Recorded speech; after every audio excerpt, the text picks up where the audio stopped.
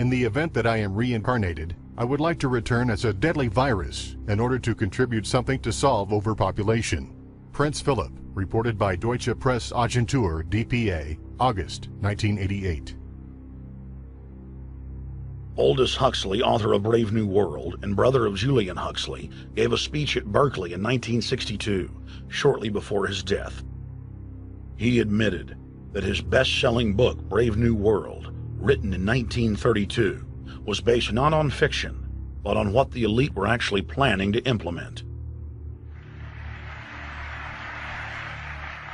And here I would like briefly to compare the parable of Brave New World with another parable which was put forth more recently in George Orwell's book 1984.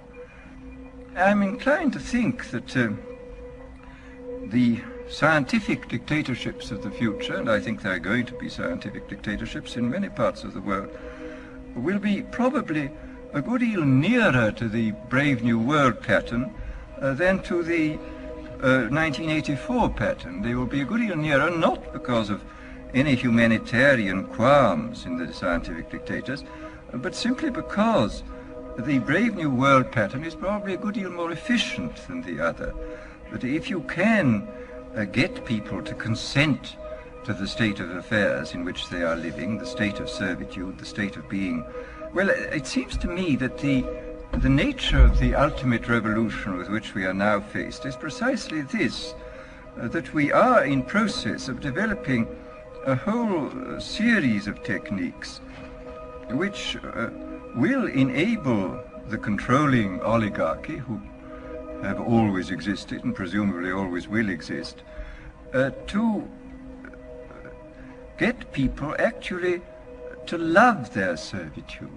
People can be made to enjoy a state of affairs which, by any decent standard, they ought not to enjoy.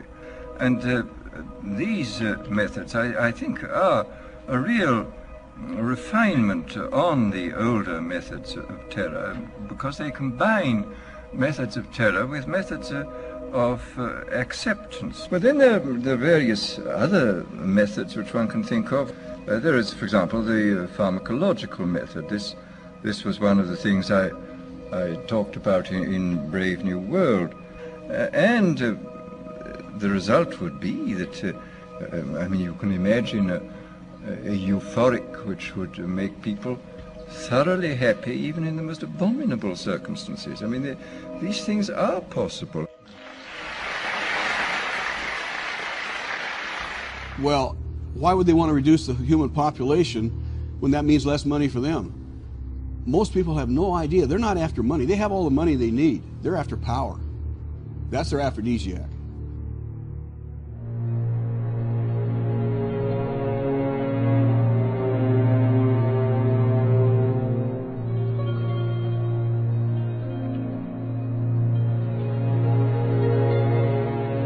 The government talking about these RFID chips going and everything that can track you wherever you go. It's going to be on your license, your driver's license by May 2008. They're telling the states you have to put these chips in the driver's license. It's supposed to be in credit cards. It's supposed to be in everything in the future. And they're going to chip people with it. They're going to put it into your bodies. Right, and it not only in our bodies, in our wallets. You walk through but you walk through a turnstile and you have a barcode on something. The transaction's done. Of course, but I'm saying that it goes in stages first. So you can have it on your driver's license, you can have it on your card, but eventually it's going to end up in your hand. Yes. Right? It's going to end up in your hand. So you're going to have a homing device built into you. Right. They can track you wherever they want to track you, wherever you want. If you have a cell phone or if you have a GPS system in your car, they can do that anyway. It's just making it a lot easier. Well, I mean, you chip now, it's going to be chipped like a dog. Right. If I don't want to be chipped, I'm not going to be chipped. But the fact is that you're not going to be able to start your computer, or you're not going to be able to have a bank account. And if you're chipped, and all money now becomes digitized, they can take the chips out of you whenever they want to. I mean, they can take your money from you whenever they want to. You have no say. You owe us this much money. You owe us this much money, and they just take it out of your digits. Right. So you have no privacy left. Right. You know, I mean, if I don't want to have a cell phone, I can throw it away. If I don't want GPS in my car, I can get rid of it. Right. Once they want to implant you in it, and there's no more money, there's no more cash, and you're in a cashless society, you have to have that chip in you if you want to buy food, right? So, and if you protest like I do, if you fight what they're doing, they can just turn off my chip. I can't even buy food. I can't pay my bills. Right? It's total control. It's slavery. It's slavery. When I was running for governor in Nevada, he came to me, introduced himself to me through an attorney, and we became friends. We started talking about things, and I learned an awful lot from Mr. Rockefeller. So the ultimate goal that these people have in mind is the goal to create a one-world government run by the banking industry, run by the bankers, right? And the whole agenda is to create a one-world government where everybody has an RFID chip implanted in them. All money is to be in those chips, right? There'll be no more cash. And this is given me straight from Rockefeller himself. This is what they want to accomplish. And all money will be in your chips. And so instead of having cash, anytime you have money in your chip, they can take out whatever they want to take out whenever they want to.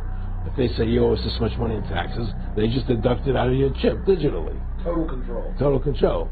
And if you're like me or you, and you're protesting what they're doing, they can just turn off your chip. And you have nothing. You can't buy food. You can't do anything. It's total control of the people. And that chip's connected to a database that has your purchasing records, what you do, what everything. You sell. Everything is in there, you know? And so they want a one-world government controlled by them, everybody being chipped, all your money in those chips, and they control the chips, and they control the people. And you become a slave. You become a serf to these people. Well, it's more like, you know, how do I put it? It was like, what do you care about them? What do you care about those people? What difference does it make to you? Take care of your own life. Do the best you can for you and your family. What do the rest of the people mean to you? They don't mean anything to you. They're just serfs. They're just people. You know, it was just a lack of caring. You know, and that's just not who I was. It was just sort of like cold, you know. It was just like cold, you know. And I used to say to him, what's the point of all this? You have all the money in the world you need. You have all the power you need. What's the point? You know, what's the end goal? And he said the end goal is to get everybody chipped, to control the whole society, to have the bankers, the elite people, you know, the bankers and some governor controlling the world. Un badge pour rentrer chez soi ou au travail, une carte vitale ou une carte de crédit. Tous ces objets sont en sursis. Le futur le voici, une micropuce plus fine qu'une allumette implantée sous la peau, et tous les pouvoirs seront bientôt entre vos mains.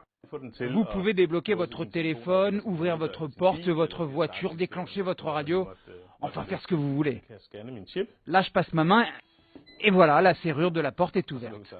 Les experts voient cette technologie comme l'avenir à court terme. Stocker des informations, des mots de passe, mais aussi du savoir en plus. Ces petites puces pourraient à terme révolutionner notre façon d'apprendre. Dans le futur, si vous avez besoin d'apprendre le chinois en très peu de temps, une puce implantée réglera votre problème. Mais le but premier de ces puces est avant tout économique, inciter les consommateurs à acheter plus facilement. Certaines boîtes de nuit utilisent déjà le dispositif. Les clients y payent leur consommation d'un revers de main.